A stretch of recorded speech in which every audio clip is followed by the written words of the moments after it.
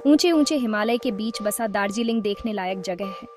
हरा भरा चाय बागान पहाड़ों पर बिछा हुआ है। ठंडी हवा में चीड़ और बुरांश की खुशबू आती है। टॉय ट्रेन चलती रहती है, उनकी सीटी घाटियों में गूंजती रहती है। ये एक ऐसी जगह है जहाँ समय रुक सा जाता है, एक ऐसी जगह जहाँ सुंदरता और शांति का राज है।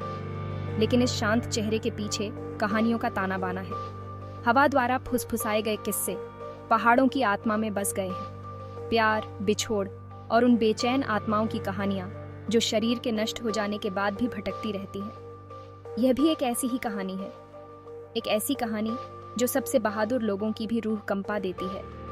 राज और अमारा की डरावनी कहानी। राज दार्जिलिंग का लाडला बेटा था। बहादुर और साहसी, वह सबसे ऊंची चोटियों पर चढ़ने और खोए हुए यात्रियों को बचाने के लिए जाना जाता था। उसका दिल उन पहाड़ों जितना ही बड़ा था जिनसे वह प्यार करता था। उसके पास एक ऐसी मुस्कान थी जो एक पूरे कमरे को रोशन कर सकती थी, और एक ऐसी आत्मा जो खुद हिमालय की तरह जंगली और अदम्य थी। मुझे सब जानते थे, सब मुझे प्यार करते थे। मैं हमेशा मदद के लिए तैयार रहता था, हमेशा दूसरों के लिए खुद को खतरे में डालने को तैयार रहता था। लेकिन लगता है हीरो भी प्यार के दर्द से अछूते नहीं हैं। अमारा अपने नाम की तरह ही खूबसूरत थी। सुबह की ओस की तरह चमकती आंखों और सूरज की तरह चमकती मुस्कान के साथ उसने राज का दिल उसी पल जीत लिया था जब उसने उसे देखा था। उनकी प्रेम कहानी किंवदंतियों की चीज थी। हम एक स्थानीय त्योहार में मिले थे।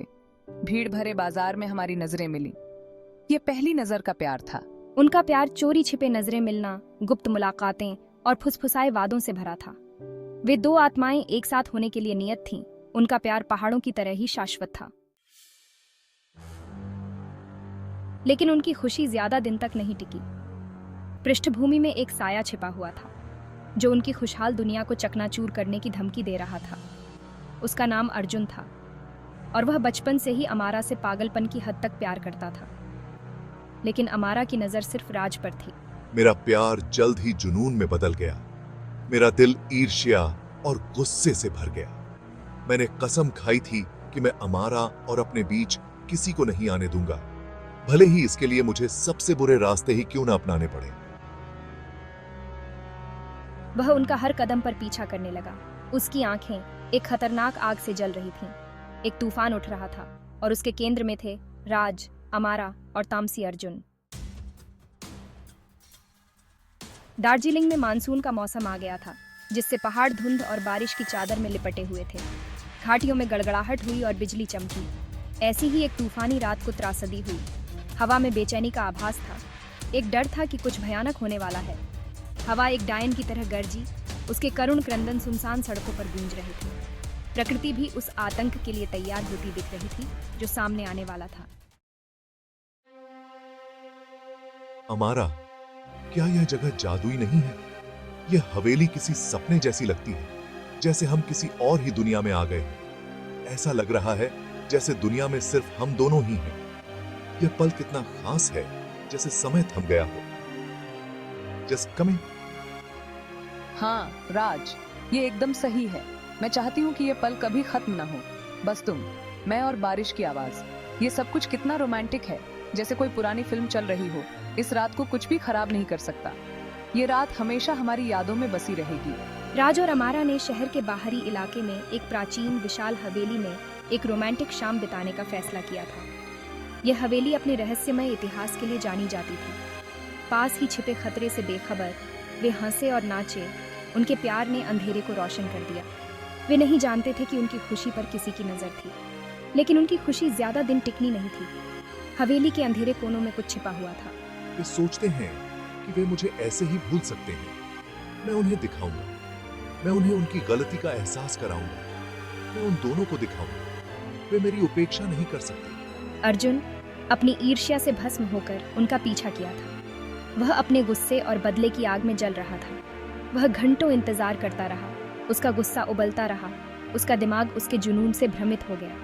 उसकी आंखों में सिर्फ बदले की आग थी। जैसे ही बाहर तूफान आया, वह हवेली में घुस गया। उसकी आंखें एक भयानक रोशनी से जल रही थीं। हवेली की दीवारें उसकी नफरत को महसूस कर सकती थीं। उस रात क्या हुआ, यह रहस्य बना रहा। हवेली के अंधेरे में क्या छिपा था, कोई नहीं जानता। कुछ लोग कहते हैं कि यह दीवानगी का जुर्म था जो ईर्ष्या और निराशा से प्रेरित था। अर्जुन की नफरत ने उसे अंधा कर दिया था। दूसरों को पुरानी कहानियों और तामसी ताकतों की फुसफुसाहट सुनाई देती है, प्राचीन श्रापों और तामसी ताकतों की। हवेली के रहस्यों ने सबको चौंका दिया। अगली सुबह जब तूफान थमा तो दार्जिलिंग के लोग एक भयानक खबर सुनकर जागे। तूफान की तबाही के बाद हर कोई अपने घरों से बाहर निकला, यह देखने के लिए कि क्या बचा है। राज और अमारा हवेली में मृत पाए गए। यह खबर पूरे शहर में आग की तरह फैल गई और हर कोई सदमे में था। हवेली, जो कभी भव्यता और रोमांस का प्रतीक थी, अब एक अपराध स्थल बन गई थी। ये वही हवेली थी जहां राज और अमारा ने अपने सबसे खूबसूरत पल बिताए थे। एक ऐसी रात का मूक गवाह थी जिसमें अबोलनीय डर था। उस रात की खामोशी में एक अजीब सी बेचैनी थी। किसी को विश्वास नहीं हो रहा था कि उनका प्यारा राज चला गया। हर कोई सोच रहा था कि ऐसा कैसे हो सकता है कि उनकी जीवंत अमारा हमेशा के लिए चुप हो गई थी। उनकी हंसी और खुशियों की गूंज अब सन्नाटे में बदल गई थी। शहर ने शोक मनाया। दुख और अविश्वास में एकजुट होकर हर कोई एक दूसरे को सांत्वना देने की कोशिश कर रहा था। लेकिन जैसे जैसे दिन हफ्तों में बदलते गए, फुसफुसाहट होने लगी। लोग धीरे धीरे अजीब कहानियां सुनाने लगे। कसम से मैंने उन्हें देखा। वे वही थे जैसे पहले थे।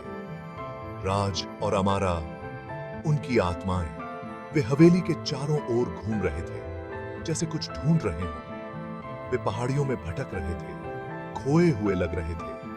उनकी आत्माएं चैन से नहीं थी। उन्हें शांति नहीं मिली है। वे अब भी यहाँ हैं, हमारे बीच। फुसफुसाहट तेज होती गई और जल्द ही राज और अमारा की कहानी एक भयानक कहानी बन गई। यह कहानी अब हर किसी की जुबान पर थी। प्यार और त्रासदी के मेल की एक भूतिया याद। यह कहानी अब दार्जिलिंग की पहचान बन गई थी। हवेली, जो कभी खुशी और हंसी की जगह थी, अब वीरान और उजाड़ खड़ी थी। स्थानीय लोगों ने दावा किया कि यह प्रेतवाधित है, कि राज और अमारा की आत्माएं शांति पाने में असमर्थ हॉल में घूमती हैं, उनके असामयिक निधन के लिए न्याय की मांग करती हैं। लोगों ने टिमटिमाती रोशनी देखने, बेजुबान फुसफुसाहट सुनने और उनकी रीढ़ की हड्डी में एक बर्फीली ठंडक महसूस करने की सूचना दी, क्योंकि वे वहां से गुजरे थे। हवेली डर की जगह बन गई थी। दुखद प्रेम कहानी की एक भूतिया याद जो इतनी अचानक समाप्त हो गई थी। साल बीतते गए, लेकिन रहस्य बना रहा। राज और अमारा की मौत के लिए कौन जिम्मेदार था? क्या यह अर्जुन था, जो अपने एकतरफा प्यार से प्रेरित था, या खेल में कुछ और भया सिनिस्टर था? कुछ लोगों ने प्राचीन श्रापों और बेचैन आत्माओं के बारे में फुसफुसाया। उनकी आवाजें डर के मारे धीमी हो गईं। अब सामान्य जांचकर्ता हवेली में आते रहे, आत्माओं के साथ संवाद करने की उम्मीद में, उस भयानक रात के पीछे के सच को उजागर करने के लिए। लेकिन उत्तर मायावी बने रहे, समय की धुंध में खो गए और एक भयानक चुप्पी में डूब गए। आज राज और अमारा की कहानी एक सीख देने वाली कहानी है। एक याद दिलाती है कि सबसे खूबसूरत प्रेम कहानियों का भी दुखद अंत हो सकता है। यह कहानी हमें सिखाती है कि प्यार में हमेशा खुशी नहीं होती और कभी-कभी यह दर्द और बिछड़ने का कारण भी बन सकता है। हवेली अभी भी दार्जिलिंग के बाहरी इलाके में खड़ी है, जो समय के साथ और भी रहस्यमयी हो गई है, जो जोड़े के प्यार और उन पर आई त्रासदी की याद दिलाती है। यह हवेली अब एक प्रतीक बन गई है, एक ऐसी जगह जहां प्रेम और दुख की कहानियां जीवित रहती हैं। कुछ लोग कहते हैं कि अगर आप किसी शांत रात में ध्यान से सुने, जब हवा भी थम जाती है, तो आप अभी भी हवेली से संगीत और हंसी की धुंधली आवाजें गूंजती हुई सुन सकते हैं, जैसे कि वे कभी गए ही नहीं, जो खोए हुए प्यार की एक मार्मिक याद दिलाती है। यह आवाजें हमें उस समय में वापस ले जाती हैं जब राज और अमारा जीवित थे और एक दूसरे से बेइंतहा प्यार करते थे। और अगर आप भाग्यशाली हैं या शायद बदकिस्मत, तो आप उनकी आत्माओं को देख सकते हैं। तो आप राज और अमारा की एक झलक भी पा सकते हैं, जो हमेशा अपने प्यार और त्रासदी से बंधे हुए हैं, जैसे कि वे कभी अलग नहीं हुए, जो हमेशा अपने प्यार और त्रासदी से बंधे हुए हैं। उनकी आत्माएं अनंत काल तक दार्जिलिंग की पहाड़ियों में घूमने के लिए नियत हैं। यह प्रेम कहानी कभी खत्म नहीं होती, यह हमेशा जीवित रहती है। उनकी आत्माएं अनंत काल तक दार्जिलिंग की पहाड़ियों में घूमने के लिए नियत हैं, जैसे कि वे हमेशा के लिए एक दूसरे के साथ रहने के लिए बने हों। स्थानीय लोग हवेली से बचते हैं, खासकर अंधेरा होने के बाद।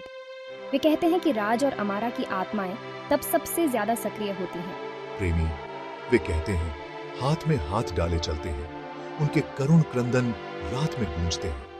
उनके प्यार की एक भयानक याद दिलाता है, जो हमेशा के लिए समय में जमी हुई है। कुछ लोग कहते हैं कि अर्जुन अपराध बोध और दुख से पागल अभी भी पहाड़ियों में घूमता है, अपने खोए हुए प्यार को ढूंढ रहा है। एक सीख देने वाली कहानी, हवा में फुसफुसाते हुए जुनून की विनाशकारी शक्ति की। उन लोगों के लिए एक चेतावनी जो भाग्य के नाजुक धागों के साथ छेड़छाड़ करने की हिम्मत करते हैं। लेकिन दार्जिलिंग त्रासदी से छुए सभी स्थानों की तरह कायम है। जिंदगी चलती रहती है। चाय के बागान फलते फूलते हैं। टॉय ट्रेन अपनी यात्रा जारी रखती है और हिमालय ऊंचे खड़े हैं। उनकी चोटियां आकाश को छू रही हैं। फिर भी राज और अमारा की कहानी बनी हुई है, जो शहर के ताने बाने में बुनी गई है। एक याद दिलाता है कि अंधेरे का सामना करने पर भी प्यार कायम रह सकता है, और यह कि मृत्यु में भी कुछ बंधनों को कभी नहीं तोड़ा जा सकता है।